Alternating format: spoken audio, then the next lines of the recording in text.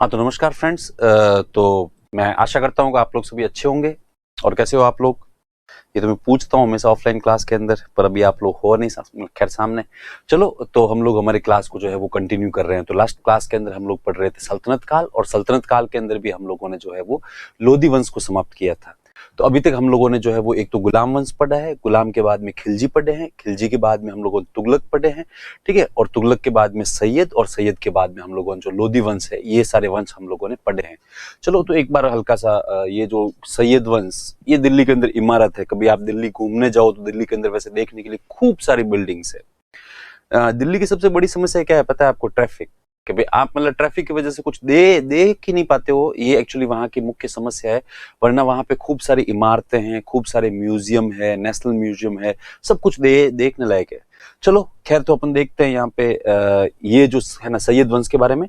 तो सैयद वंश के बारे में फटाफट देख लेते हैं। इसका संस्थापक था जो वो था खिज्र खान, और इसने सुल्तान की उपाधि धारण नहीं की, क्योंकि यह अपने आप को तैमूर के बेटे शाहरुख खान का उत्तराधिकारी अरे सॉरी, उसका जो है वो क्या बोलेंगे, रिप्रेजेंटेटिव मानता था, ठीक है।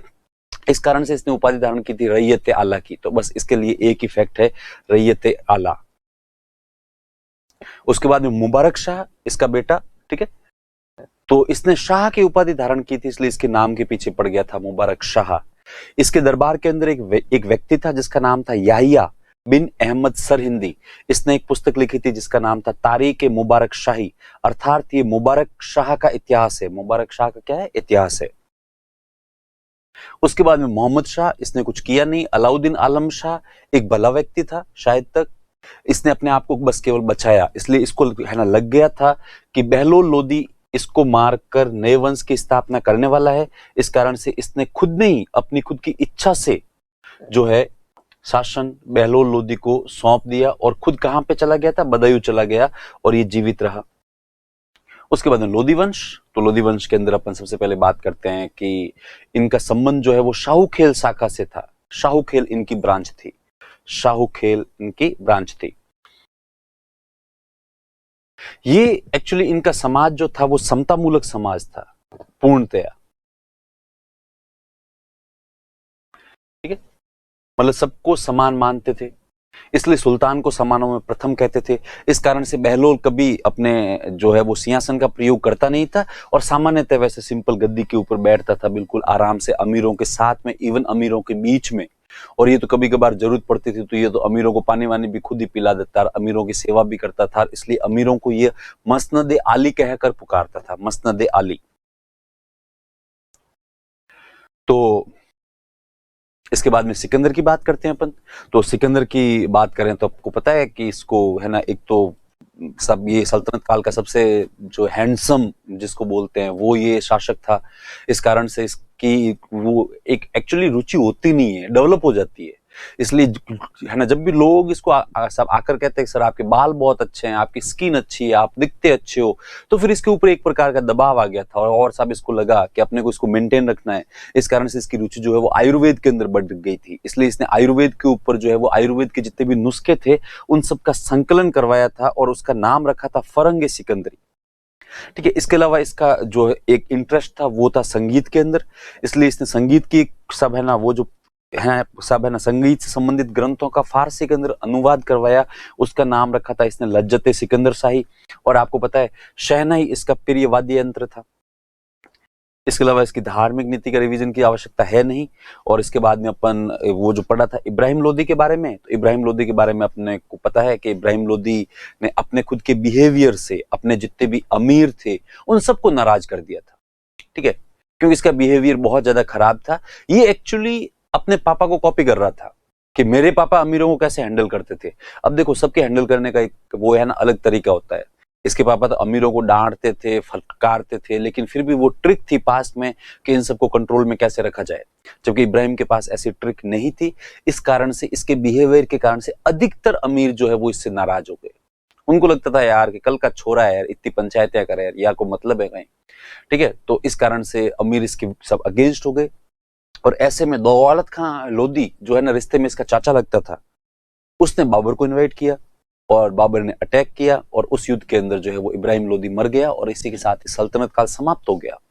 अब आप सोचोगे, मैंने आपको हालांकि पहले 2 या 3 बार बता दिया है कि भाई ये सारे के सारे लोग भी मुस्लिम थे, उसके बाद में बाबर आया, वो भी मुस्लिम था, लेकिन फिर भी इस काल को अपन सल्तनत काल बोलते हैं और उसके बाद में बाबर के काल को हम लोग मुगल काल बोलते हैं। तो इसके पीछे कारण एक ही है, केवल टाइटल, क्योंकि इन लोगों ने सबने सुल्तान की उपाधि को अडॉप्ट किया था, और सुल्तान की उपाधि का मतलब होता है रिप्रेजेंटेटिव ऑफ खलीफ, मतलब खलीफा का उत्तराधिकारी, सॉरी उत्तराधिकारी नहीं, खलीफा का है ना, वो है ना प्रतिनिधि। जबकि इसने है ना बाबर ने इस अवधारणा को चेंज किया। बाबर ने कहा नहीं, मैं सेल्फ मेड हूं, मैं स्वयंभू हूं, इसलिए उसने है ना सब है ना बादशाह की उपाधि को धारण किया था। तो खैर इसी के साथ इब्राहिम लोदी समाप्त हो जाता है, और हमारा जो नेक्स्ट टॉपिक है वो है सल्तनत कालीन स्थापत्य काल। सल्तनत कालीन स्थापत्य काल ये मेंस का टॉपिक है। इसके ऊपर आपके ऊपर जो भी आपके पास नोट्स है, पीडीएफ है, जो भी है उसके ऊपर आप साफ साफ लिख लें,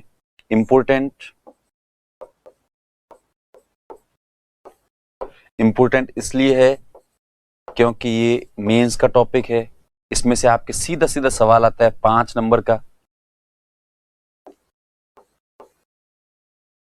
तो मेंस के जितने भी टॉपिक है उनको सबको मैं आपको है ना जगह जगह पे हमेशा लिखवाता हूँ मेंस मेंस मेंस, क्योंकि कई लोग एक्चुअली देखो मेहनत तो खूब करते हैं लेकिन फिर भी उनका सब सिलेक्शन होता नहीं है, क्योंकि पता चलता है कि वो बाद में जब रिजल्ट आता है उसके बाद में पता लगता है कि अच्छा अपन जहाँ पे पढ़ रहे थे वो तो यार सिलेबस में था ही नहीं मेंस के।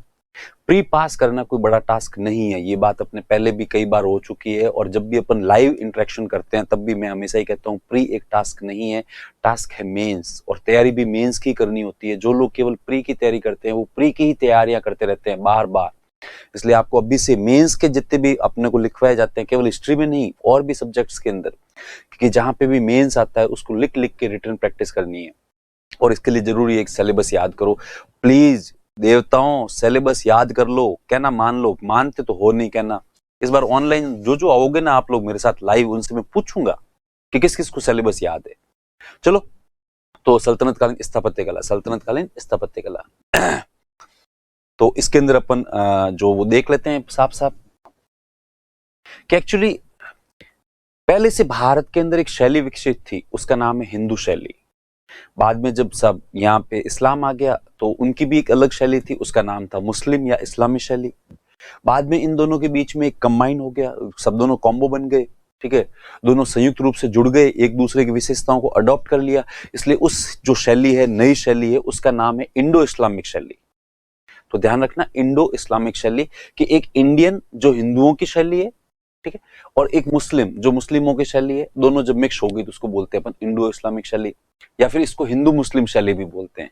तो ये तो आपको स्मार्टनेस दिखानी पड़ेगी कि जैसे ही कोई नाम आता है तो आपको समझना पड़ेगा अच्छा ये लोग उसकी बात करते हैं, क्योंकि जो भी व्यक्ति पेपर बनाता है वो यूं प्रयास करता है कि मैं जैसे तैसे करके कुछ न कुछ ट्रिक करूं कि लोग उसमें कुछ उलझ जाए। तो आपको उलझना नहीं है, इसको सब है ना, इसको आप हिंदू मुस्लिम शैली बोल सकते हैं, हिंदू इस्लामी शैली सब है ना बोल सकते हैं, इंडो इस्लामिक शैली भी बोल सकते हैं। हालांकि इसके लिए प्रॉपर वर्ड जो है वो इंडो इस्लामिक स्टाइल है। खैर, अब इसके अंदर हिंदू शैली की भी कुछ विशेषताएं थी और मुस्लिम शैली की भी कुछ विशेषताएं थी, तो उन विशेषताओं को अपन देख लेते हैं। कि हिंदू शैली की सबसे मेन विशेषता थी वो था उनके सब है ना दरवाजा निर्माण, कि भी हिंदू जो है वो दरवाजे इस स्टाइल में बनाते हैं, ठीक है। आप लोग अपने अपने घरों में देखना कि दरवाजे अपने इस प्रकार से बने हुए होते हैं कि ये एक दीवार है, ये दीवार है, और उसके ऊपर एक्चुअली एक बड़ा सा बीम रखते हैं, बीम या बड़ा सा पत्थर, जिसको अपने यहाँ पे छबड़ा भी बोलते हैं, जिसको अपने लोग जो पट्टी भी बोलते हैं, बड़ी पट्टी। आजकल आरसीसी कल्चर आ गया है तो आरसीसी का बीम लगाते हैं यहाँ पे, तो ये हो गया अपने दरवाजा। तो इस दरवाजे के ऊपर ये जो पूरे ऊपर के वजन को सहन करने के लिए जो भी शिलाखंड रखा जाता है, मतलब जो भी पत्थर रखा जाता है, पट्टी वगैरह रखी जाती है, उसको बोलते हैं एक्चुअली धरनी। इसको शहतीर भी बोलते हैं। इसलिए हिंदू शैली का अन्य नाम जो है वो धरनी शैली या शहतीर शैली भी है। तो ये हिंदू शैली की मुख्य विशेषता है, ठीक है। इस्लामी शैली के अंदर जितने भी दरवाजे बनते हैं, आप कभी कोई मस्जिद वगैरह में गए होंगे या फिर आप इतनी सारी बॉलीवुड के अंदर मूवीज देखते हैं जिसके अंदर खूब सारे ऐसे सीन आते हैं जिनको फॉरेन में फिल्माया जाता है, जैसे टर्की, उज्बेकिस्तान, मतलब हाँ कभी कभार वो सब अफगानिस्तान में भी। तो वहां पे आप देखेंगे तो वहां पे जो सब है ना मस्जिद के दरवाजे वगैरह होते हैं वो इस स्टाइल में होते हैं। हालांकि देखो मैं थोड़ा पेंटिंग में शुरू से ही कमजोर हूं, इसलिए मुझे बनाने नहीं आते, वो तो मैं ऐसे ही प्रयास करता हूं। तो इसको एक्चुअली बोलते हैं मेहराब। वैसे भी आप अपने यहाँ पे जितनी भी मस्जिद होती है, ठीक है, तो यहाँ के है ना मस्जिद जो होते हैं, मस्जिद के अंदर सारे लोग जो है वो मक्का की तरफ मुंह मुंह करके है ना सब है ना वो है ना नमाज अता करते हैं। तो वो जिस तरफ उनका डायरेक्शन होता है तो वहां आगे भी एक मेहराब बनी हुई है जो एक्चुअली प्रतीक होता है, सिंबल होता है। तो ये इनकी मुख्य विशेषता है इस शैली की, इसलिए इसको बोलते हैं मेहराब शैली। इसलिए इस्लामी शैली को मेहराब शैली भी बोलते हैं। इसलिए आपके कभी कभार 2-1 नंबर का सवाल आ जाता है, मेहराब शैली के बारे में बताओ या फिर धरनी शैली के बारे में बताओ, शहतीर शैली के बारे में बताओ। तो आपको पता होना चाहिए धरनी और शहतीर एक्चुअली हिंदू शैली के नाम है, मेहराब जो है वो मुस्लिम शैली के नाम है। बस ये एक जो है ना ये जो प्रथम विशेषता है। इसके अलावा अपन जो सेकंड नंबर विशेषता की बात करें तो यहां पर वो है छज्जे। थर्ड नंबर स्तंभ, ठीक है, पिलर्स। और फोर्थ नंबर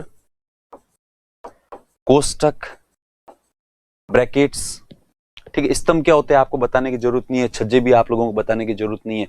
ये तो जब से आरसीसी कल्चर आ गया है तो आरसीसी कल्चर एक्चुअली छज्जों को खा गया। वरना आप कोई भी ओल्ड सिटी विजिट कर लो, चाहे जयपुर, झुंझुनू, सीकर, दौसा, बांसवाड़ा, उदयपुर, भरतपुर, कोई सी भी एटसेट्रा हो सकता है, सॉरी आपके शहर का नाम मैंने नहीं लिया हो, तो वहां पे आप ओल्ड सिटी के अंदर जितने भी हवेलियां, जितने भी पैलेसेस देखोगे तो आप देखोगे उन पैलेसेस के बाहर जो है वो छज्जे निकले हुए होते हैं। एक्चुअली हर रूम जो होता था, हर कोई भी एक जो फ्लोर होता है उसके बाद में उसके नीचे खिड़कियां होती थी, उन खिड़कियों में पानी नहीं आए, है ना, बारिश का पानी नहीं आए, उससे बचने के लिए उसके ऊपर छज्जे लगाते थे। तो वो निकले हुए होते थे बाहर बाहर की तरफ। लेकिन जब से आरसीसी कल्चर आया है तो लोगों ने जो है वो छज्जे बनाने बंद कर दिए हैं। तो ये एक्चुअली छज्जे विशेषता थी। स्तंभ मींस पिलर, कि भी हर इमारत के अंदर पिलर होते थे अनिवार्य रूप से। आप है ना कितने भी मंदिर देख लो, है ना, पुराने, क्योंकि एक्चुअली पुराने जमाने के घर तो देखने को मिलते नहीं है, तो आप जो है ना साहब है ना मंदिर देख लो या किले देख लो, मतलब मंदिर का कमरा या उसका जो हॉल होता है जिसको हम लोगों ने पहले पढ़ा है, हम लोग उसको ठीक है, उसका जो मेन पार्ट होता है जहां पे सारे लोग सब है ना खड़े रहते हैं, तो वो भले कितना ही बड़ा हो या छोटा हो लेकिन उसके अंदर 4 पिलर जरूर होते हैं। तो ये एक विशेषता थी। पहले के जमाने के अंदर जो आर्किटेक्ट होते थे उनके दिमाग में रहता ही था कि अपने को 4 पिलर तो यहाँ पे देने ही देने। हॉल भी देख लो आप जितने भी पुराने, ठीक है, हॉल मतलब सब जो भी सब ये जो किले वगैरह बने हुए उनके अंदर हॉल देख लो, उसके बीच में भी आपको पिलर मिलेंगे ही मिलेंगे अधिकांश जगह पर, ठीक है। तो ये भी इनकी विशेषता थी। कोष्टक का मतलब होता है ब्रैकेट्स, कि पहले जब मकान बनाते थे तो दीवारों के अंदर खूब सारे ब्रैकेट्स रखते थे। तो ये जो है वो हिंदू शैली की विशेषताएं हैं पूरी की पूरी, ठीक है। इधर अपन इस्लामी शैली की विशेषताओं की बात करें तो जो सबसे पहली विशेषता है वो तो मेहराब हो ही गई। सेकंड नंबर विशेषता है वो है मीनार। मीनार आपको पता ही है कि जो मुख्य इमारत है उसके आसपास जो है वो मीनारें होती है, जैसे ताजमहल, ताजमहल के चारों कॉर्नर पर 4 जो है वो मीनारें खड़ी है, ठीक है। ये जैसे मुख्य इमारत हो गया और इसके पास में यहाँ पर एक वो है ना सब है ना मीनार है, और यहाँ पर भी एक जो है वो सब मीनार है। तो ये हो गई मीनार, ठीक है। तो मेहराब, मीनार, और थर्ड नंबर इसकी जो विशेषता है वो है गुंबद, डोम, डोम बनाना। मतलब ये जैसे मैं हालांकि मैंने यहाँ पे बनाया है लेकिन फिर भी एक बार वापस बना देता हूँ कि ये हो गया और इसके ऊपर ये जो है वो गुंबद बना दिया। तो ये इस्लामी शैली की 3 विशेषताएं हैं, तो ये ध्यान रखना आप। वैसे देखो विशेषताएं खूब है, इंडो इस्लामिक शैली के बारे में आप पढ़ो तो बोली पढ़ते ही जाओ, पर अपने जो है वो मुख्य विशेषताओं की बात करते हैं तो मुख्य विशेषताएं ये जो इतनी सी विशेषताएं हैं, इस तरफ 4 और इस तरफ 3। अपनी अपनी आंखों से फोटो खींच लो इसका फटाक से, ध्यान रखना। और सबसे मेन बात है, ठीक है, आपको जहां कहीं मेंस के एग्जाम में मौका मिलता है, वहां पे आप जितना ज्यादा कुछ ऐसे जो कुछ भी है ना वो मैं बना सकते हो उतना आपके लिए सब ज्यादा फायदेमंद है, उससे आपको नंबर ज्यादा मिलते हैं। क्योंकि जो भी कॉपी चेक करने वाला होता है उसको लगता है कि ये फ्रेंडली कॉपी है। इसलिए यदि ये सवाल आ जाए आपके मेंस के अंदर, आप मान के चलो यदि आ जाए तो आपको ये बनाने हैं सारे के सारे, ठीक है। आप इसको बनाओगे तो उसको आगे वाले को लगेगा कि हाँ यार इस बच्चे के फंडे बिल्कुल क्लियर है, तो वो आपकी कॉपी को शायद तक उस मतलब ना पूरे जवाब को पढ़ेगा ही नहीं, और वो केवल इतना देख के ही आपको नंबर दे देगा कि जब आपने ये है ना बना दिए कि मेहराब बना दी, तो मुझे ये तो पक्का पता है कि आप लोग मुझसे तो अच्छा ही बनाओगे, ठीक है। तो मेहराब बना दी, मीनारें बना दी, गुंबद बना दिया, तो वो आगे वाला आपको इसके परफेक्ट नंबर जो है वो दे देगा बिल्कुल बिना कोई सोचे समझे। तो ये तो हो गई इसकी विशेषताओं की बात। सेकंड नंबर अपन बात करते हैं, ठीक है। सेकंड नंबर अपन बात करते हैं कि सब इसके अंदर सब है ना किस निर्माण सामग्री का प्रयोग होता था। तो अपन हिंदू शैली के अंदर वही वाली बात है वापस कि हिंदू शैली के अंदर अपन बात करते हैं बड़े बड़े पत्थरों का प्रयोग, ठीक है, बिग साइज स्टोन, इनका यूज जो है वो ज्यादा करते थे। इस तरफ अपन बात करते हैं सेकंड नंबर विशेषताओं में, तो इस्लामी शैली के अंदर एक्चुअली छोटे छोटे पत्थरों का प्रयोग ज्यादा होता था।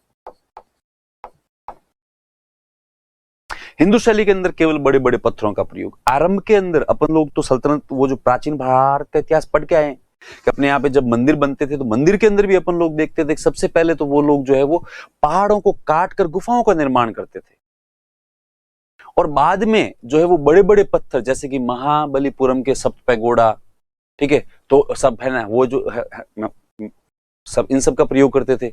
सब बड़े बड़े पत्थर है उन्हीं को काट कर तराश कर सब मंदिर बना दिए, रथ बना दिए। उसके बाद में भी जब सब है ना किले विले बनाने भी लग गए थे, किले या सब महल वगैरह, तो उसके अंदर भी बड़े बड़े पत्थरों का प्रयोग करते थे। हाथियों के माध्यम से बड़े बड़े पत्थरों को खींचते थे और एक खूब बड़ा सा ब्लॉक लाके रखा, उस ब्लॉक के ऊपर एक और ब्लॉक रखा और फिर उनको आपस में कनेक्ट करते थे। अपन लोग राजस्थान के हैं तो अपन को पता है कि सब जैसलमेर का किला इस मामले में प्रसिद्ध है कि जैसलमेर के किले के अंदर बड़े बड़े पत्थरों का प्रयोग है, उसमें भी चूना, सीमेंट, मिट्टी का गारा, किसी चीज का प्रयोग नहीं हुआ है। पूरा इंटरलॉकिंग सिस्टम है, सारे पत्थरों को आपस में इंटरलॉक कर दिया गया है। तो ये तो थी, तो हिंदू जो शैली है उसके अंदर केवल बड़े बड़े पत्थरों का प्रयोग होता था।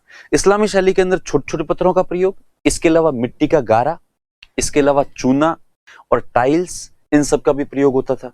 तो ये आप ध्यान रखना, ये ना अभी अपन लिख लेंगे।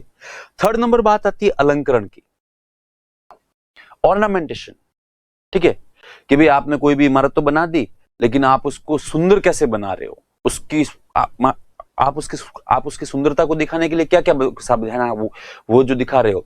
तो यहां पर अपन बात करें हिंदू शैली के अंदर, तो हिंदू शैली के अंदर देखो देवी देवता, अप्सरा, यक्ष, गण, है ना, पशु पक्षी,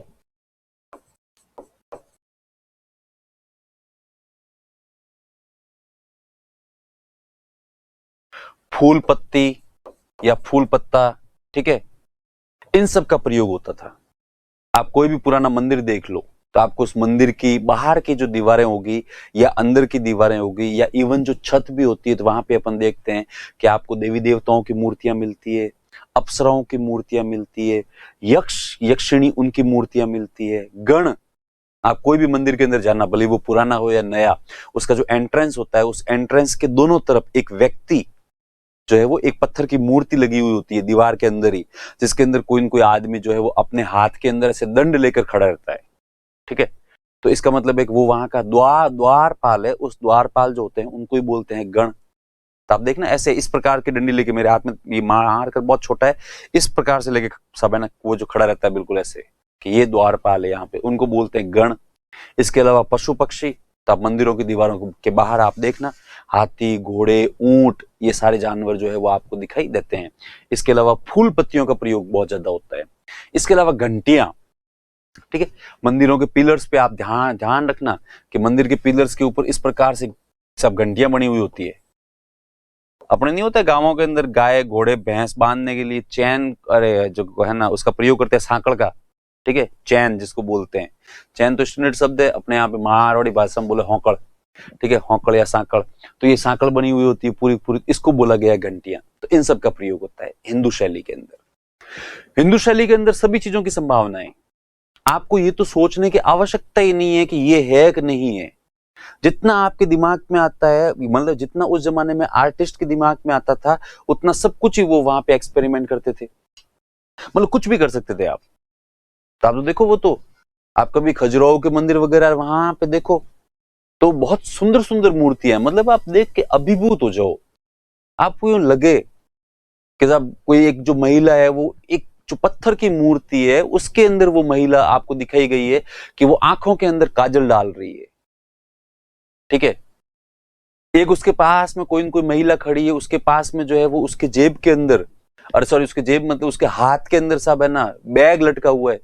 मतलब आपकी पूरी संभावना है, आप जो कुछ भी समाज में देखते हो, जो भी आपकी क्रिएटिविटी है, वो सब आप यहाँ पे दिखा, सब है ना, सब आप यहाँ पे दिखा सकते हो। तो ये हिंदू शैली की सारी सारी जो है वो सारी सारी विशेषताएं। इसके अलावा अपन बात करें सब मुस्लिम शैली की, तो मुस्लिम शैली के अंदर सबसे पहले जो है वो है कुरान की आयतें। कि कुरान के अंदर जो भी आयत लिखी हुई है, जो स्क्रिप्ट है, ठीक है, वो मतलब बिल्कुल अरबी शैली के अंदर ही। ये तो आपको इस्लाम के विशेषताओं के अंदर मैंने आपको पहले बता ही दिया था कि इस्लाम के अंदर ये नियम है कि कुरान हमेशा केवल अरबिक लैंग्वेज के अंदर लिखी जाएगी। वो तो ठीक है, लोगों को बताने के लिए वो उसके ट्रांसलेशन होते हैं, वरना कोई भी व्यक्ति यदि सब इस्लाम स्वीकार करता है या ऑलरेडी मुस्लिम है, तो वो जो सब है ना, जब भी नमाज पढ़ेगा तो वो केवल अरबी भाषा में ही पढ़ेगा। तो इसी कारण से अरबी कल्चर जो है वो है ना आजकल फैल रहा है ज्यादा। ठीक है, तो ये कुरान की आयतें। इसके अलावा जो है इसके अंदर अपन देखते हैं, ठीक है, सेकंड नंबर ज्यामितीय आकृतियां, ज्योमेट्रिकल फिगर्स, कि आपने एक त्रिभुज बना दिया, ठीक है, आपने एक वर्ग बना दिया, आपने आयत बना दिया, आपने समानांतर रेखा में है ना बना दी, आपने बिंदु बना दिए, तो ये हो गए जो है वो सब है ना ज्योमेट्रिकल फिगर्स। तो ये जो है वो इस्लामी शैली की विशेषताएं हैं, इसके अलावा और कोई विशेषताएं नहीं है। बाकी इस्लामी शैली के अंदर बाकी सारी चीजें प्रतिबंधित थी कि भाई आप बाकी और कुछ करोगे भी नहीं। चलो, तो बस इतना सा है ये इंडो इस्लामिक शैली की विशेषताएं। उसके बाद में अपन देखेंगे इनके सारे सारे मॉन्यूमेंट्स कि किस किस समय में कौन कौन से जो है वो सब मॉन्यूमेंट्स बने थे। तो अपन यहाँ पे देखें आप कि सल्तनत काल में इंडो इस्लामिक शैली का विकास हुआ, मतलब हिंदू और मुस्लिम शैली दोनों का जो है वो एक जो मिश्रित रूप, यह शैली भारतीय व मुस्लिम स्थापत्य शैली का मिश्रित रूप है। ठीक है, इन सल्तनत era Indo Islamic architecture started या developed. It was a mixture of Hindu and Muslim style. तो हिंदू स्टाइल और मुस्लिम स्टाइल का मिक्स था। फिर जैसा कि अपने पहले जब अपने रफ पढ़ने के लिए दो जो वो है ना लाइन खींची थी, वही है यहाँ पे Hindu style and Muslim style. कि हिंदू स्टाइल में दरवाजे जो है वो इस प्रकार से बनते हैं, ये दो दीवारें हो गई आपकी, और इसके ऊपर एक जो है इसको अपन छबड़ा या पट्टी कुछ भी बोल सकते हैं, आजकल बीम आ गया आर्किटेक्चर आने के बाद में। तो ये हिंदू स्टाइल है, उसकी विशेषताएं हैं। ये है मुस्लिम स्टाइल जिसके अंदर मेहराब बनाते हैं। मैंने तो फिर भी ठीक बनाई थी ना, इन लोगों ने तो और ही ज्यादा खराब बनाई है, बिल्कुल ऐसी नहीं होती है मेहराब। मेहराब एक्चुअली इस प्रकार से होती है। ये मेरा सेकंड अटेम्प्ट था, मुझे लगा और ज्यादा अच्छा बना सकता हूँ।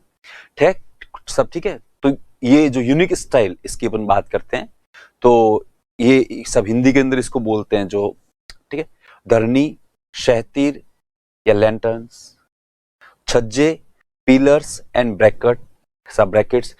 आप हिंदी वालों के लिए अलग से स्लाइड आएगी, आप एक बार देख लेना। ठीक है, यूनिक स्टाइल या यूनिक फीचर्स जो है, यहाँ मेहराब ये हो ही गई, मीनार आपको पता ही है, और डोम, गुंबद। मटेरियल, किस किस मटेरियल का प्रयोग करते थे? लार्ज साइज स्टोन, ठीक है, इस तरफ स्मॉल साइज स्टोन्स, छोटे छोटे पत्थरों को जोड़ के इमारतें बनाना। ठीक है, टाइल्स, लाइमस्टोन है ना चूना, ठीक है, मड मोर्टार, ठीक है, मिट्टी का गारा और स्लरी। ठीक है, अब मिट्टी का गारा, वो तो मैं कई बार ऑफलाइन क्लासेस के अंदर हमारी बात होती है कि मैं कहता हूँ मिट्टी के गारे से मकान बनाते थे लोग। तो कई बच्चे आजकल वास्तव में ऐसे, आप में से भी हो सकता है कोई हो, उनके गांव देखे हुए भी नहीं होते हैं, और देखे हुए होते हैं तो भी ढंग से देखे हुए नहीं होते हैं। तो मेरे तो एक बार नहीं कई बार हो गया कि बच्चे हाथ यूं खड़ा करते हैं, और कुछ बच्चे जो शर्मीले स्वभाव के होते हैं वो यूं आते हैं ऑफिस के अंदर और फिर बाद में पूछते हैं कि सर मिट्टी से कोई आदमी कैसे मकान बना सकता है? अरे मैं भाई मिट्टी से बनते हैं। हालांकि वो शुद्ध रूप से मिट्टी नहीं होती, वो एक्चुअली अलग अलग प्रकार की मिट्टी होती है। ठीक है। बाकी मिट्टी से बनते हैं, मिट्टी का गारा, ठीक है, मिट्टी की ईंटें बनाते हैं, उसके बाद मिट्टी की ईंटों से जो मकान बनाते हैं उसके ऊपर मिट्टी का लेप होता है, हालांकि उसके ऊपर फिर वापस है ना गोबर का भी लेप करते हैं। तो बच्चे कहते क्या बात कर रहे हो सर? अरे मैं भाई मैं तो रियोड़ा हूँ घरों में, हम तो पहले रहते थे ऐसे घरों में और हम तो आज भी रहते हैं। तो बच्चे कहते क्या बात कर रहे हो सर, ऐसा थोड़ी पॉसिबल, मिट्टी का घर तो गिर जाएगा। अरे मैं नहीं गिरता, अरे मिट्टी के घर तो और ज्यादा अच्छे होते हैं।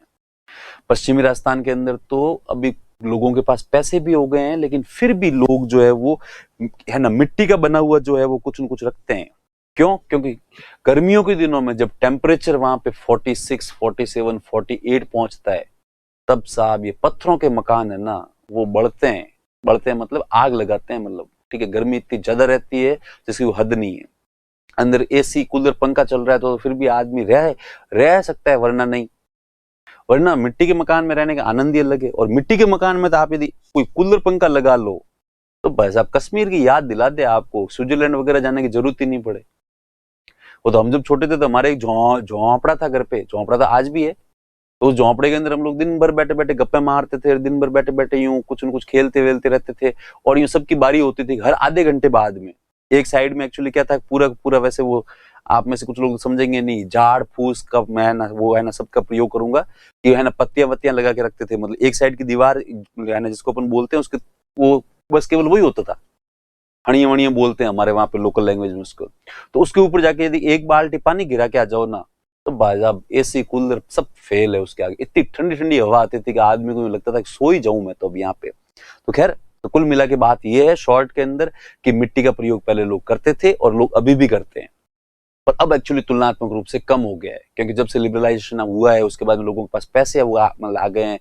और सब वो जो पैसे आने के बाद में हर कोई व्यक्ति यूं सब दिखावा भी करना चाहता है, आराम से रहना भी चाहता है। तो हर कोई व्यक्ति जो है वो आजकल पक्के मकान बनाने लग गए हैं, वरना पहले कच्चे मकान बनते थे गाँवों में, सारे के सारे मैक्सिमम मकान। वो तो मुझे पता है कि हमारे एक जगह कहीं पर है ना रिश्तेदारी है, उस गांव के अंदर, ये मेरी देखी हुई बात बता रहा हूं मैं, ठीक है। जबकि ये क्योंकि मैं कोई ज्यादा है ना वो जो पुराना आदमी नहीं हूं, मैं अभी टाबर ही हूं, अभी बिल्कुल यंग ही हूं। तो उस गांव के अंदर गांव के लोगों ने पैसा इकट्ठा करके और बाहर से कहीं से कोई फंड भी आया था, तो एक गुरुद्वारा था, एक कोई मंदिर था, उसके लिए एक हॉल बनाया गया। तो सब उसकी दीवारें खड़ी हुई और दीवारें खड़ी होने के बाद में उसके ऊपर पहली बार जो है वो पट्टियां चढ़ाई गई। और जब उसके ऊपर पट्टियां चढ़ाई गई तो पूरा गांव देखने के लिए आया था कि यार पट्टियां होती कैसी है, जिसको हमारे वहां पे छीण बोलते हैं, कि छीणो वे कड़ी है। और लोग ऐसे अचंभित होकर उसको देख रहे थे जैसे कोई ताजमहल, तो क्या है ताजमहल तो कुछ है ही नहीं, ठीक है, जैसे कोई बहुत ही भव्य चीज को देख रहे हो।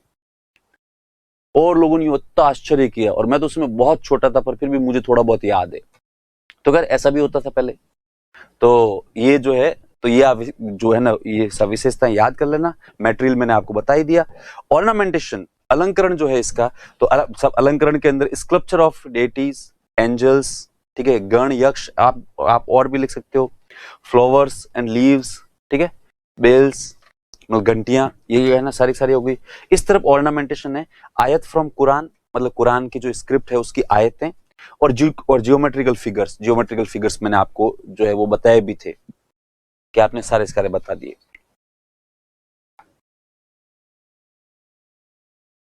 तो हिंदू स्थापत्य शैली और मुस्लिम स्थापत्य शैली, ये वापस एक बार हिंदी के अंदर है, फटाफट देख लेते हैं, वैसे तो सब लोग समझ ही गए हैं फिर भी, ठीक। इस तरफ है धरनी और शैतीर, छज्जे, स्तंभ व कोष्टक। इस तरफ है मेहराब, मीनार और गुंबद। निर्माण सामग्री बड़े बड़े पत्थरों का प्रयोग, इधर छोटे छोटे पत्थरों का प्रयोग, चूना पत्थर, गारा, टाइल्स एटसेट्रा आदि का प्रयोग। अलंकरण देवी देवताओं व अप्सराओं की मूर्तियां, फूल पत्ते, बेल बूटे, घंटियों का चित्रण। इस तरफ ऑर्नामेंटेशन के में अलंकरण में है कुरान की आयतें और ज्योमेट्रिकल फिगर्स।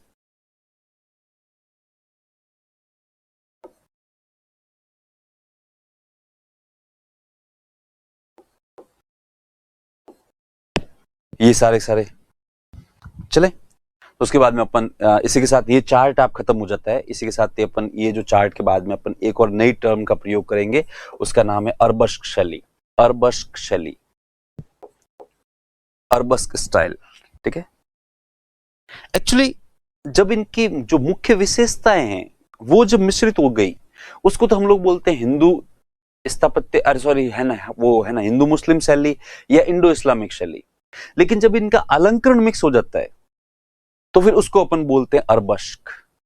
अलंकरण का मिश्रित रूप है, उसको अपन लोग बोलेंगे अरबश्क। ठीक है, तो अपन देखेंगे यहाँ पे अरबश्क स्टाइल। अलंकरण की मिश्रित शैली को अरबश्क शैली कहा जाता है। हिंदू व मुस्लिम अलंकरण की मिश्रित शैली को अरबश्क कहा जाता है। यहाँ पे लाइन थोड़ी प्रॉपर नहीं है। Mix style of ornamentation of Hindu style and Muslim style is called arabesque style. ठीक है, mixture of Hindu and Muslim ornamentation style is called arabesque style. जैसे आप एक सपोज करो कि साहब कोई एक मुस्लिम शासक है, मुस्लिम शासक ने एक साहब मस्जिद बनाने का निर्णय लिया, और जब मस्जिद बनाने का निर्णय लिया तो उसने कुछ जो कारीगर थे उनको हायर किया, उनको बुलाया और कहा कि देखो भाई, तुम लोगों को यहाँ पे एक मस्जिद बनानी है, पर ध्यान रहे कि वहां पे जब ऑर्नामेंटेशन करोगे उसकी दीवारों के ऊपर, तब केवल कुरान की आयतें और ज्योमेट्रिकल फिगर्स बनाओगे। कारीगरों का ठीक है साहब, बना देंगे।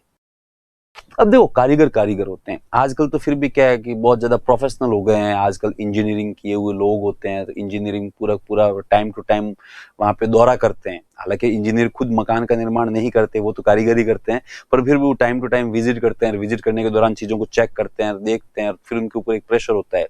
वरना जो कारीगर होता है ना, वो अपने खुद के मन की ही करता है। कारीगर कभी किसी का कहना मानता नहीं है, मतलब है ना, पहले के मतलब है ना, कारीगर मानते ही नहीं थे। आप जैसे किसी कारीगर को बुलाओ और कारीगर को बुला के यूं सलाह दो कि देख भाई सुन मेरी बात, तो कारीगर कहता है हाँ साहब बताओ। कह देख ऐसे ऐसे करना है यार, यहाँ पे खिड़की रखनी है, यहाँ पे दरवाजा रखना है। तब कारीगर कहता है नहीं नहीं सर, वहाँ पे एक्चुअली दरवाजा वहां पे अच्छा रहेगा, खिड़की यहाँ पे अच्छी रहेगी। तब अपन कहते हैं नहीं भाई यार, घर तो मेरा है ना, तो मैंने डिसाइड किया है यहाँ पे ऐसा होगा और वहां पे वैसा होगा। तो वो कारीगर मन ही मन ऊपर से यूं ठीक है आपका मन रखने के लिए वो है ना, वो सब बोलते थे पहले, ठीक है ठीक है ठीक है ठीक है, पर वो है ना, वो है ना मन ही मन मुस्कुराते थे, या आया आज भी मुस्कुराते ही। और वो मन ही मन के मूर्ख आदमी, तू तो जिंदगी में पहले घर बना हुआ है, मैं तो अड़ा कोई 50वां बनाया रहा। और फिर वो फाइनली जो है वो अपना ही करता है, अपना नहीं भी करता है, थोड़ा बहुत चेंज तो वो कुछ न कुछ करता ही करता है। तो सब अब जो वो तो खैर वो मेन मुद्दे पे आते हैं कि साहब किस लिए सब मुस्लिम शासक ने ये निर्णय लिया कि अपन ऐसा ऐसा करेंगे, और एक जो है ना कोई भी मस्जिद या कोई भी सब है ना इमारत का निर्माण करेंगे, वहां पे उनको साफ साफ इंस्ट्रक्शन थे कि भी केवल कुरान की आयतें और ज्योमेट्रिकल फिगर्स होंगे। तो वो है ना भारतीय कारीगर कहते ठीक है साहब कर देंगे। लेकिन भारतीय कारीगर लास्ट के अंदर जैसे ही उसने वहां पे जो ये पूरा पूरा ऑर्नामेंटेशन किया, उसके बाद उसको यहाँ पे जैसे स्पेस लगा, तो फिर उनको लगा यार एक फूल तो बना इस दूंटे, फूल तो फूल ही बना दिया। फिर का फूल है तो साथ साथ मतलब यहाँ पे है ना पत्तियां भी बना देता हूँ, तो सब पत्तियां भी बना दी। अब वो शासक उनको कहते हैं यार ये मतलब क्या ही किया तुम लोगों ने। तब वो भारतीय कारीगर कहते थे साहब देखो तो सही, कतरो बढ़िया लगे रही, कतरो सुंदर है, देखो तो सही यार, आप एक बार आप देखो तो सही ढंगू। तो फिर कहते हाँ भाई देख लिया, चल मान लिया। तो वो धीरे धीरे उन्होंने भी स्वीकार कर लिया कि चलो ये तो हो गई, अब तो ये कारीगर ही अपनी कलाकारियां करेगी करेगी। वैसे वैसे किसी हिंदू शासक ने निर्णय लिया कि अपन जो है वो ठीक है एक है ना मंदिर का निर्माण करेंगे। अब सब मंदिर का निर्माण करेंगे तो सब कारीगरों को अब सब हायर किया गया। अब वो जो कारीगर आए तो उन लोगों ने एक्चुअली एक जो पहले ऑलरेडी मस्जिद या कुछ इमारतों का निर्माण किया है, तो फिर उन लोगों ने इस स्थापत्य, हालांकि हिंदू शैली में मैंने आपको पहले भी कहा सारी चीजों की छूट थी, तो वो साथ ही साथ उनको लगता था कि चलो यहाँ पे जो है वो ये जो सारा ऑर्नामेंटेशन तो किया ही किया है, साथ ही साथ यहाँ पे स्पेस है तो चलो यहाँ पे ज्योमेट्रिकल फिगर्स ही बना देते हैं। तो सब है ना वो भी बना दिए। ठीक है, तो ये एक जो अलंकरण का मिश्रित रूप है उसको बोलते हैं अरबश्क। उसको क्या बोलते हैं? अरबश्क। तो इंडो इस्लामिक शैली के अंदर अधिकतर इमारतें हैं वहां पे ऑर्नामेंटेशन जो है वो अरबश्क स्टाइल में है। ये ध्यान रखना, ये रेडीमेड दो है ना नंबर का सवाल है। जब भी आएगा तब सीधा सीधा आएगा अरबश्क शैली, तब आपने को यही लिखना है कि हिंदू शैली एवं इस्लामी शैली के मिश्रित अलंकरण को अरबश्क कहते हैं। बस इतना सा लिखना है। चलो, तो इसके बाद में अपन पढ़ते हैं गुलाम वंश की स्थापत्य कला। मैंने आपको पहले भी कहा था कि आप में से जो लोग पहले पढ़े हुए उन लोगों को लगा होगा करे यार ये कुतुबुद्दीन ऐबक की इमारतें वगैरह बताई नहीं, तो एक्चुअली अब बताते हैं सबसे लास्ट में, क्योंकि मेंस का टॉपिक है इसलिए अपन साथ में इसको डिस्कस करते हैं। तो यहाँ पे है गुलाम वंश की स्थापत्य कला। तो अपन लोग अपने हेडिंग डालेंगे गुलाम वंश, उसके बाद में अपन सबसे पहले पढ़ेंगे कुतुबुद्दीन ऐबक। कुतुबुद्दीन ऐबक। तो कुतुबुद्दीन ऐबक ने कौन कौन सी इमारतों का निर्माण करवाया, उसके बारे में अपन बात कर रहे हैं। तो कुतुबुद्दीन ऐबक ने सबसे पहले जो है वो एक इमारत का निर्माण करवाया, जिसका नाम एक्चुअली यहाँ पे स्लाइड में लिखा हुआ नहीं है, ठीक है, तो मैं आपको या तो आगे लिखा हुआ मिलेगा। इसका नाम है कुव्वत उल इस्लाम मस्जिद।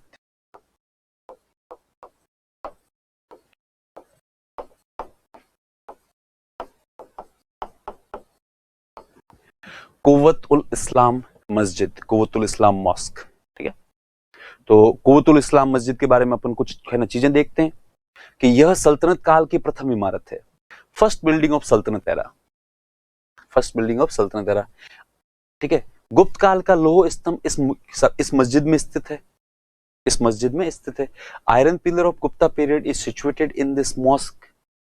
प्राचीन भारत में अपन पढ़ के आए हैं कि इसका संबंध जो है वो चंद्रगुप्त सेकंड से है, ठीक है, ठीक है। इसके निर्माण हेतु 27 हिंदू एवं जैन मंदिरों को तोड़ा गया था। 27 Hindu and Jain temple were demolished या डिस्ट्रॉयड फॉर इट्स कंस्ट्रक्शन। तो एक्चुअली कुतुबुद्दीन ऐबक या मोहम्मद गौरी या उसके अलावा बाकी वाले जितने भी लोग थे वो हिंदू मंदिरों को बहुत ज्यादा तोड़ते थे। हिंदू और जैन मंदिरों को तोड़ने का उनका मेन जो पर्पज रहता ही था। तो कुव्वत उल इस्लाम मस्जिद आप में से जिसके देखी हुई है उसको देख के आपको लगता है ना, लगता क्या है वो, तो मतलब अंधे को दिखा दोगे तो सब उसको भी लग जाता है, केवल यूं हाथ ही घुमा देगा ना पिलर्स के ऊपर तो भी उसको लग जाएगा कि ये एक मस्जिद नहीं है, ये एक मंदिर है, ठीक है। तो एक्चुअली क्या किया कि 27 हिंदू एवं जैन मंदिरों को तोड़ा गया और तोड़ के वहां से जितना भी मटेरियल थे उसको लेकर आए और उसको लेकर आकर एक जो है वो मस्जिद का निर्माण करवाया। ये हालांकि टिपिकल टाइप की मस्जिद नहीं है, जैसा आप लोगों को लगता है वैसा नहीं है।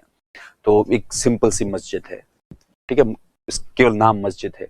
और इसी मस्जिद के अंदर ये आयरन पिलर स्थित है। तो ये आयरन पिलर है, ये इसका एक्चुअली पहले से पृथ्वीराज चौहान के टाइम से बने सब उससे पहले का ये गेट था, ठीक है ना। पिथौरागढ़ जो है सब पिथौरा रायगढ़ वो यहीं पर सिचुएटेड था, उसको भी पूरा डिस्ट्रॉय किया गया। ये इसका मेन गेट है, इसके 3 छोटे छोटे गेट इस तरफ है और 3 छोटे छोटे गेट इस तरफ है। हालांकि इस फोटो के अंदर एक एक ही दिख रहे हैं और बहुत ही सुंदर दिखते हैं। ये हालांकि पहले से निर्मित थे, वो तो इसके साइड में जो है वो यहाँ पे इसके इस तरफ जो है वो पूरी मस्जिद बनी हुई है। मस्जिद क्या है, केवल एक यूं बरामदा टाइप से है, बाकी और ज्यादा उसमें कुछ भी नहीं है। और ये यहाँ पे आयरन पिलर है। इस आयरन पिलर के ऊपर पहले किसी जमाने के अंदर सब गरुड़ हुआ करता था, लेकिन वो गरुड़ बाद में पता नहीं कहाँ गया, भगवान जाने।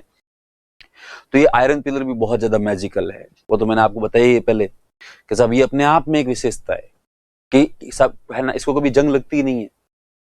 और यदि ये फॉर्मूला आज की तारीख में हम लोगों को मिल जाए तो कहते हैं एक नई रिवॉल्यूशन होगी, उसका नाम होगा मतलब है ना वो जो आयरन रिवॉल्यूशन। वर्तमान के अंदर अपन जितने भी लोहे का प्रयोग करते हैं उसको टाइम टू टाइम रिसाइकिल करना पड़ता है। उस रिसाइकलिंग के दौरान दुनिया भर का कार्बन उत्सर्जन होता है, जिससे एयर पॉल्यूशन बहुत ज्यादा बढ़ता है और ओवरऑल जो पॉल्यूशन भी बहुत ज्यादा बढ़ता है। और फिर जो हमारा जो मैन पावर है वो जो सब हो रहा है यूज, वो तो हो ही रहा है। वरना यदि एक बार ये फॉर्मूला मिल जाए तो उसके बाद में आप लोहे की सब कोई भी चीज है ना बना दो तो उसके बाद में फिर वापस उसको रिसाइकिल करने की आवश्यकता पड़ेगी ही नहीं। तो ये तो समाज का वो है ना भयंकर ही भला हो जाएगा। एक सिंपल सा एग्जांपल, फ्रांस का आईफल टावर, लोग आईफल टावर को देखने के लिए जाते हैं। आईफल टावर विश्व प्रसिद्ध है, जबकि आपको पता है फ्रांस के अंदर डिबेट चलती है। बहुत सारे लोग कहते हैं कि आईफल टावर को गिरा दिया जाए और बहुत सारे लोग कहते हैं कि नहीं, आईफल टावर को गिराया नहीं जाना चाहिए। आईफल टावर जो है वो हमारी एक पहचान है। अब जो लोग कहते हैं कि इसको गिराया जाना चाहिए, उनका पक्ष ये है कि आईफल टावर का मेंटेनेंस बहुत ज्यादा है, क्योंकि पूरा लोहे का बना हुआ है। वहां पे है ना हमेशा ही मेंटेनेंस चलता रहता है, हमेशा ही लोहा चेंज करते रहते हैं। कभी यहां से चेंज किया, कभी यहां से चेंज किया, कभी यहां से चेंज किया, ठीक है। तो वो इतना ज्यादा है। तो आप जबकि देख लो, यदि ये वाला सब फॉर्मूला मिल जाए, एक बार लोहे का निर्माण करो और आईफल टावर को रिपेयर कर दो, उसके बाद में आईफल टावर ऐसे कैसे खड़ा रहेगा सदियों तक, उसे कुछ होगा भी नहीं। खैर, तो ये आयरन पिलर जो है ये इतना ज्यादा प्रसिद्ध है। वो तो इसका यहाँ पे एक अंधविश्वास भी चलता है, चलो मैं बता ही देता हूँ लगे हाथ। वैसे ऑनलाइन क्लासेस के अंदर ऐसी बातें ठीक नहीं रहती, तो यहाँ पे एक अंधविश्वास भी चलता है। यदि आप जाओ यहाँ पे और यहाँ पे जाके ये जो पिलर है अब तो बैन है, अब तो वहां पे प्रतिबंध लगा हुआ है। पहले ये खुला था, पहले यहाँ पे ये जो है रेलिंग थी भी नहीं चारों तरफ। तो ये जो पिलर है, इसको यदि आप ऐसे यूं पीछे से उल्टे हाथों से यदि आप इसको यूं पकड़ो इस प्रकार से, और आपने पकड़ लिया, यदि आपके हाथ टच हो गए, तो आपकी जो भी विश है वो है ना फुलफिल हो जाती है, वो आपकी पूरी हो जाती है। ऐसा यहाँ पे अंधविश्वास था, ऐसा अंधविश्वास यहाँ पे अभी भी है। पर अब एक्चुअली क्या है कि आर्कियोलॉजिकल सर्वे ऑफ इंडिया ने जो है वो इसको प्रतिबंध कर दिया है। यहाँ चारों तरफ रेलिंग लगा दी है और यहाँ पे गार्ड्स खड़े रहते हैं चारों तरफ। इसके पीछे कारण है, और बहुत ही इंटरेस्टिंग और फनी सा कारण है। आप में से कुछ लोगों ने एक मूवी देखी होगी, चीनी कम। नहीं देखी यार, आप लोग यदि मूवीज देखने के शौकीन हो तो कभी देख लेना। तो चीनी कम के अंदर एक इंसिडेंट है। तो ये तो है ना, अमिताभ बच्चन और उस मूवी का जो डायरेक्टर था उसको लीगल नोटिस मिला था कि आप लोगों ने अंधविश्वास को बढ़ाया है। तो उस मूवी के बारे में तो मैं आपको क्या ही बताऊं, शॉर्ट में बता देता हूं फटाफट। कैसा अमिताभ बच्चन है, अमिताभ बच्चन उसके अंदर हीरो है। अमिताभ बच्चन कहीं लंदन के अंदर, शायद तक मैंने वो मूवी तो कोई है ना कोई पता नहीं 15 साल पहले देखी थी। इच्छा तो होती है कि उसको देखूं ताकि मैं आपको एग्जैक्ट बता सकूं उसमें क्या क्या था, लेकिन फिर भी याद है मुझे थोड़ा बहुत। कैसा वो अपना खुद का कोई सब है ना, वो जो रेस्टोरेंट चलाता है वहां पे लंदन के अंदर, और वो खुद वहां पे शेफ है और बहुत ही साइको टाइप का सा शेफ है। छोटी छोटी बातों पे अपने स्टाफ को पीटता है, और उसने अभी तक शादी करी ही नहीं। फिर उसके यहाँ पे एक दिन एक कोई कस्टमर आती है, और वो जो कस्टमर वो एक हीरोइन थी, नाम याद नहीं आ रहा, तब्बू। ठीक है, तो वो तब्बू, तो सब अब जो अमिताभ बच्चन की एज तो इतनी बताई गई उसमें, कोई पता नहीं 65 या 70 के आसपास। तो वो तब्बू आती है, तब्बू वहां पे खाना खाती है। उसके बाद में उसके वो अमिताभ, और जैसा आपने बॉलीवुड मूवीज के अंदर होता है कि दोनों के बीच में एक दोस्ती टाइप से हो जाती है, दोस्ती होती है, तो दोनों फिर मिलने लग जाते हैं, मिलने लगते हैं। तो उसके अंदर तब्बू की एज भी ज्यादा बताई गई है। ठीक है, हालांकि उसकी एज तो है ही खैर, पर उस मूवी के अंदर भी बताई गई है पता नहीं कितनी 30 या 35 या कोई ऐसी। तो एक दिन तब्बू पूछती है अमिताभ से कि आपने आज तक शादी क्यों नहीं की। तो वो अमिताभ थोड़ी देर सोचता है, फिर कहता है कि आज तक कोई ऐसा मिला ही नहीं। तो अच्छा, फिर वापस थोड़ी देर दूसरी बात होती है, तो अमिताभ कहता है मैं भी आपसे एक बात पूछूं। तब तब्बू कहती है पूछो, कि आपने आज तक शादी क्यों नहीं की। तो फिर तब्बू का वही रिप्लाई कि आज तक ऐसा कोई मिला ही नहीं। तो अच्छा, अब उसके थोड़े दिन बीतते हैं, थोड़े दिनों के बाद में जो है वो तब्बू अमिताभ को प्रपोज करती है, कहती है कि अपन शादी करेंगे। अमिताभ तो वो अमिताभ पहले मुकर जाता है। अमिताभ कहता है पागल हो गई हो क्या तुम, कहाँ तुम्हारी एज कहाँ मेरी एज, हालांकि एज तुम्हारी भी ज्यादा है पर मेरी तुमसे दुगनी है। तो ये शादी का कोई मतलब ही नहीं बनता है, यहाँ पे शादी करेंगे मैं तो कल को मर जाऊंगा। तब वो तब्बू उसको कन्विंस करती है कि तुझे क्या ही लगता है कि भाई तू यदि मुझसे शादी नहीं करेगा तो मैं और कहीं शादी करूंगी क्या। मुझे आज तक कभी कोई पसंद आया ही नहीं, पहली बार तुम पसंद आए हो इसलिए तुम्हें ये प्रपोज किया है। तो फिर थोड़ी सी कहानी आगे बढ़ती है, दोनों ना नुक्कड़ करते हैं। अब हालांकि अमिताभ की इच्छा तो थी तब्बू शादी करने की, तो फिर लास्ट में कहता है तुम किसी और से नहीं करोगी। तब्बू ने कहा कभी नहीं। तो फिर कहा चलो ठीक है अपन नहीं कर लेते हैं। तब वो तब्बू कहते हैं चलो मेरे पापा के घर पे जाना पड़ेगा और पापा से परमिशन लेनी पड़ेगी। तो कहते ठीक है, तो वो सब जाते हैं पापा के घर पे। और पापा के घर पे जाके अब उसके जो पापा का रोल प्ले किया था शायद तक मेरे हिसाब से परेश रावल ने, मैं श्योर नहीं हूँ, परेश रावल ने प्ले किया था। तो वो जाते हैं, तब्बू वहां पे अपने घर पे जाती है दिल्ली के अंदर, दोनों लंदन से आते हैं, फ्लाई करके उड़ के आते हैं। और वो सब तब्बू जाके कहती है अपने पापा से पापा मैंने एक डिसीजन लिया है। तो वो कहते हैं क्या, कि है ना पापा मैं एक्चुअली शादी करना चाहती हूँ। तो उसका पापा खूब राजी होता है, कहता है बेटा मैं तुझसे कब से कह रहा हूँ शादी कर ले शादी कर ले, पर तू है जो मान नहीं रही है। चल खैर जो भी आए, देर आए दुरुस्त आए, कौन है लड़का कौन है। तब वो तब्बू कहती है लड़का मैंने पसंद किया है, लड़के को मैंने बुलाया है। अब तब्बू के मन में ये डर था कि सब उसके पापा उसको मना कर देंगे इस शादी के लिए, क्योंकि एक्चुअली वो है ना सब लड़का नहीं है, डोकरा है, बुजुर्ग आदमी है। तो वो कहता नहीं नहीं फिर भी ठीक है। तो वो एंड टाइम पर अमिताभ आता है मिलने के लिए, उससे मिलने के लिए आता है। जैसे ही सब घंटी बजाती, सब है ना घंटी बजाता है, तो वो है ना तब्बू जाती है, भाग के दरवाजा खोलती है और अपने पापा से मिलाती है, ये मतलब मेरे है ना पापा है, आप इनसे मिलो। तो वो सब अमिताभ जाता है उसके पास बैठता है। अब तब्बू किचन में चली जाती है। अब है ना तब्बू का मन वहां किचन में लगे ही नहीं। तब्बू को तो यूं क्या पता नहीं क्या ही होगा आज। इधर वो अमिताभ बच्चन और वो शायद परेश रावल या अमरीश पुरी, अरे सॉरी अमरीश पुरी नहीं, मतलब अनुपम खेर, दोनों में से किसी एक ने रोल प्ले किया है वो जो तब्बू के पापा का। तो आपस में बातें करते हैं और उन 5 मिनट में अच्छी दोस्ती हो जाती है, भयंकर वाली दोस्ती होती है। तो उसके बाद में अमिताभ उनसे पूछता है कि आपकी स्कूलिंग कहाँ से हुई। तो वो कहता है मेरी इस स्कूल से हुई थी। तो अगर यार मैं भी है ना वो जो है ना मेरी स्कूलिंग भी यहीं से हुई थी, सेम स्कूल से। अच्छा आपकी भी वहीं से हुई थी, आप कौन से बैच में थे, है ना 10th क्लास में। तब वो कहता है पता नहीं 55 के आसपास था। तब वो तब्बू के पापा कहते हैं अच्छा आप मतलब इसका मतलब मुझसे सीनियर थे, एक्चुअली मैं 57 में था। तो वो अमिताभ कहते हाँ हाँ हाँ, मैं एक्चुअली 50 ऑफ जो है ना, वो जो 5 में वहां से चला गया था, वो 10th करके, अच्छा आप 57 में आए थे, तो हाँ हाँ हाँ। तो वो दोनों के बीच में इतनी अच्छी दोस्ती हो जाती है 5-10 मिनट के दौरान ही, कि तब्बू का दिल राजी हो जाता है। तब्बू को लगता है कि चलो यार सब सेटल हो गया। इतने में तब्बू चाय वह लेके आती है, कहती है लो चाय नाश्ता वगैरह। तब वो कहता है एकदम से उसके तब्बू के पापा कि वो तो ठीक है पर वो तो आया ही नहीं अभी तक। तो वो तब्बू कहती कौन, कि लड़का। तब्बू कहती लड़का, लड़का मतलब। एक्चुअली क्या हुआ, उसके पापा जो है वो उसको अमिताभ बच्चन को तो लड़के का बाप समझ रहे थे कि ये ना लड़के का बाप है। उसने जैसे ही अब अमिताभ के ऐसे कप लिया हुआ हाथ में, उसने जैसे क्या लड़का, तब्बू ने कहा यही तो है लड़का। तो वो परेश रावल उसकी तरफ देख के कहा ये लड़का, इसको लड़का नहीं इसको डोकरा बोलते हैं। तो अमिताभ के हाथ ऐसे कांपने वापने लग गए। उसके बाद में वो तो मुकर गया साहब के, इससे और तेरी शादी रहना, वो जो पागल हो गया क्या, मुझसे भी एज में बड़ा है, स्कूल में मुझसे सीनियर था, अब तब्बू भी जिद करती है शादी करूंगी तो इससे करूंगी। अमिताभ तो कुछ बोले ही नहीं, अमिताभ चुपचाप बैठा। खैर ऐसे करके लंबी चौड़ी कहानी आगे बढ़ती है। फाइनली वो जो है तब्बू के पापा तो यहाँ तक वो है ना धमकी देते हैं सुसाइड कर लूंगा, मर जाऊंगा, कुछ भी कर लूंगा, लेकिन इससे साहब शादी करने नहीं दूंगा, मेरे जीते जी। तो तब वो एक दिन फिर वो तब्बू फाइनली अमिताभ के पास में आती है, कहती है कि यदि मेरी शादी की वजह से मेरे पापा यदि मर ही जाएंगे तो फिर ये शादी किस काम की, इसलिए सॉरी। तब अमिताभ कहता है चलो ठीक है कुछ नहीं, और अमिताभ वहां से निकलता है।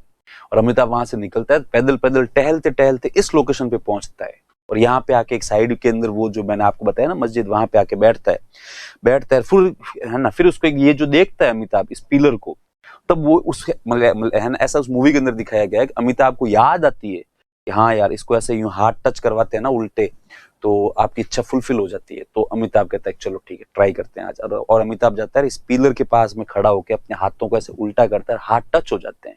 हाथ टच होते तो अमिताभ कहता है कि हे भगवान जैसे तैसे भी करके ये ना शादी करवा दो। ऐसे करके अमिताभ यहाँ से साइड में आके खड़ा होता ही है, जितने में फोन की घंटी बजती है। फोन की घंटी बजती है, अमिताभ एकदम से फोन को उठाता है, कहता है हेलो।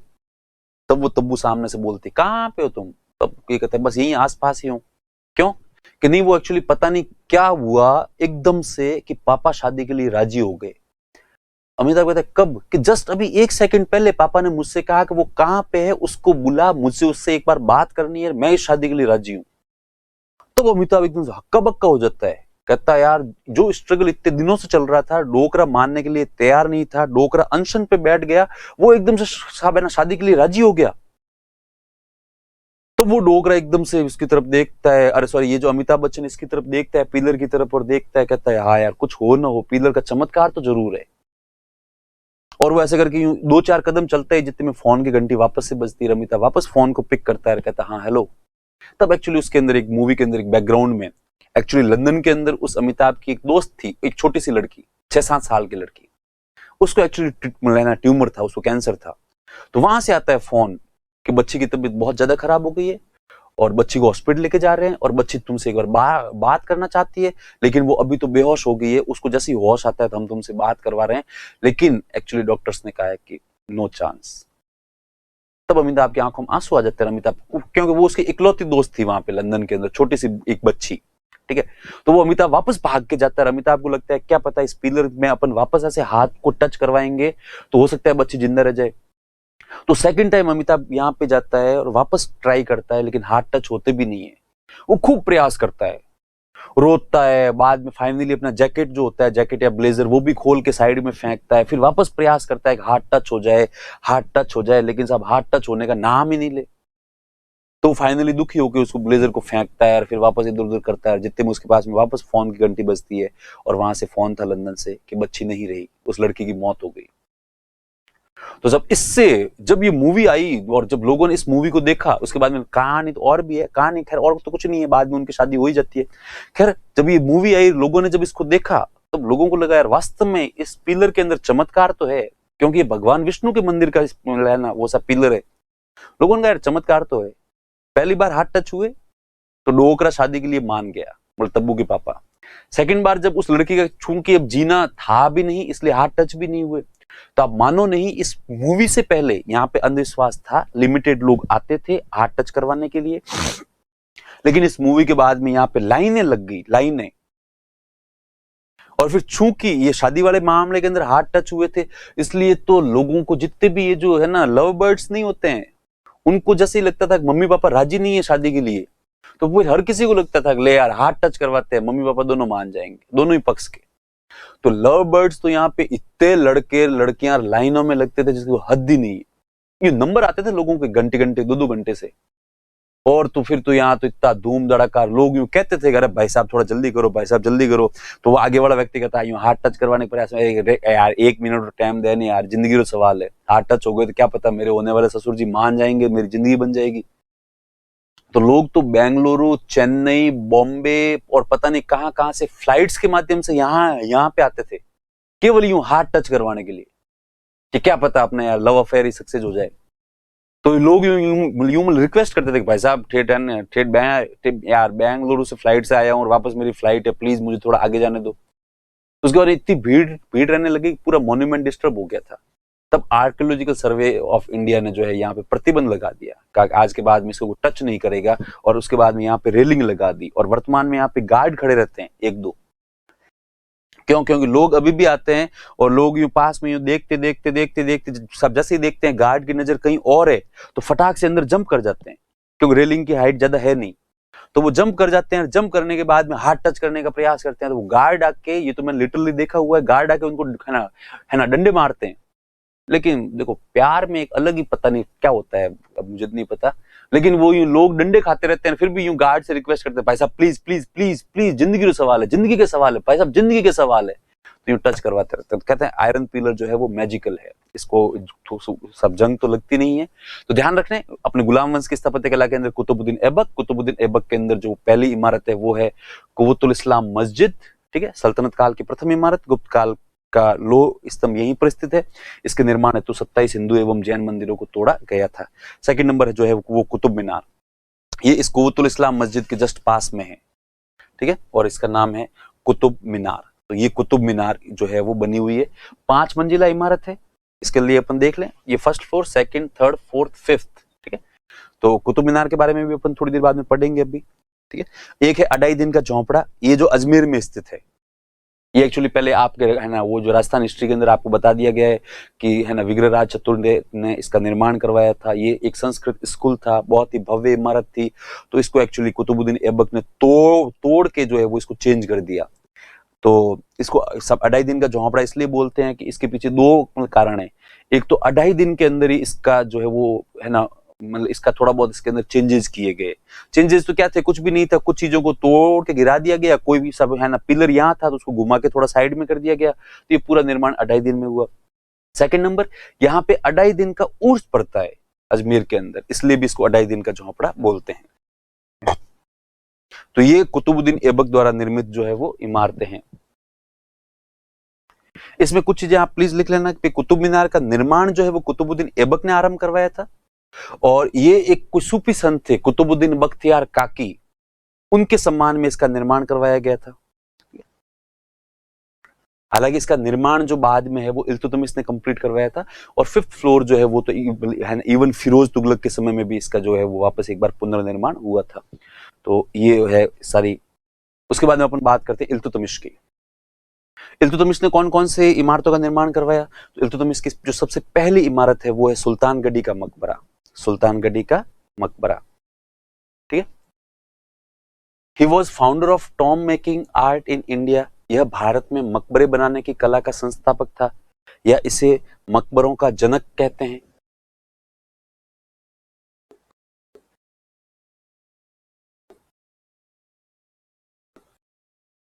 मकबरों का जनक कहते हैं। ये सुल्तानगढ़ी का मकबरा है। एक्चुअली इसका एक बेटा था जिसके बारे में मैंने आपको बताया था, जिसका नाम था नासिरुद्दीन। उसकी जब मृत्यु हो गई थी तो उसकी मृत्यु के बाद में उसने उसके सम्मान में, ठीक है, इसको जहां पे दफनाया गया उसके ऊपर इसने इस मकबरे का निर्माण करवाया था। इसे अपने पुत्र नासिरुद्दीन की याद में बनवाया गया था, ठीक है। It was build in the memory of loving son Nasiruddin. यह भारत का प्रथम मकबरा है। यह भारत का प्रथम मकबरा है। It is the first tomb of India. First tomb of India. Iltutmish is called as father of tomb. Iltutmish को मकबरों का जन्मदाता या जनक कहते हैं, जो मैंने वहां पे लिखा है, मकबरों का जन्मदाता या जनक कहते हैं, ठीक है। तो ये हो गया।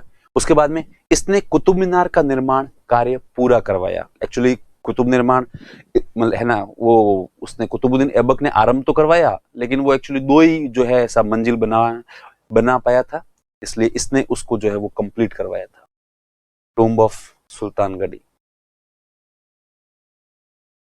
चलिए उसके बाद में अपन आगे बढ़ते हैं।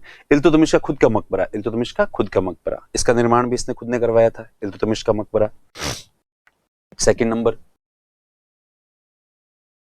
यह स्क्रिच शैली में बना हुआ है। एक्चुअली पहले जो गुंबद बनते थे वो है ना इस प्रकार से बनते थे।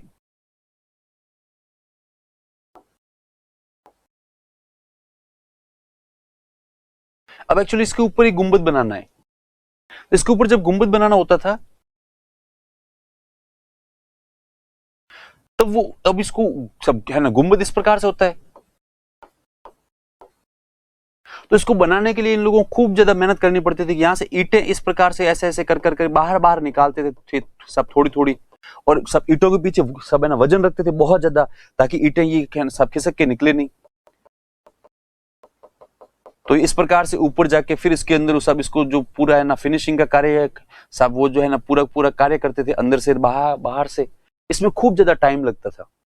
इसलिए इन लोगों ने क्या किया कि इल्तुतमिश के मकबरे के अंदर ये एक एक्सपेरिमेंट करा कि सब ये 4 जो दीवारें होती है उसके ऊपर एक्चुअली पट्टियां रखना आरंभ कर दो, और थोड़ा अंदर से भी एंगल दो, ताकि ऊपर की साइज कम हो जाए। उसके बाद पट्टियों के ऊपर पट्टियां रखते रहो, उसके बाद पट्टियों को काट दो, और सब आपका पूरा पूरा मकबरे का गुंबद है वो हो गया तैयार। तब उस जमाने के आर्टिस्ट थे, उन्होंने कहा ये है ना ये अपने आप में एक क्रांति है, रिवॉल्यूशन है। लेकिन कुछ लोग थे जिन्होंने कहा नहीं, ये मतलब कोई भी है ना रिवॉल्यूशन नहीं है, ये जो है ये यदि इसमें से एक भी पट्टी कमजोर निकली तो ये गुंबद पूरा पूरा टूट जाएगा। और हुआ भी वैसा ही। कुछ टाइम बाद में एक कोई पट्टी टूट गई, उसके बाद पूरा गुंबद नीचे गिर गया। तो इल्तुतमिश के मकबरे के ऊपर आज भी गुंबद नहीं है, गुंबद विहीन है। जैसा कि अपने जो है हम लोगों ने इस फोटो के अंदर अभी जस्ट देखा ही था कि इल्तुतमिश का मकबरा है, ये इल्तुतमिश की कब्र है। उसके ऊपर ये यहाँ पे जो इस प्रकार से मेहराबें बनाई हुई है, और मेहराबों के ऊपर उन्होंने एंगल देके इसकी साइज को ऊपर से कम करने का प्रयास किया, और फिर इसके ऊपर पट्टियां रख रख के जो है वो इसके ऊपर गुंबद बनाया था। लेकिन कालांतर में कोई छोटा सा झटका लगा, एक कोई पट्टी टूट गई और पूरा गुंबद धड़ाम से नीचे आ गया। तो उसके बाद में आज भी ये जो गुंबद विहीन है, तो इसी को बोलते हैं स्क्रिच शैली, स्क्रिच स्टाइल। अपने को केवल ये जो प्री का प्रश्न है, मेंस के अंदर इसके आने की संभावना बहुत कम है। एक सिंपल सा प्रश्न आता है कि सल्तनत काल में कौन सी इमारत का निर्माण स्क्रिच शैली में हुआ, तब अपने को पता होना चाहिए इल्तुतमिश का मकबरा। इसके अलावा है गंधक बावड़ी। तो ये है गंधक बावड़ी।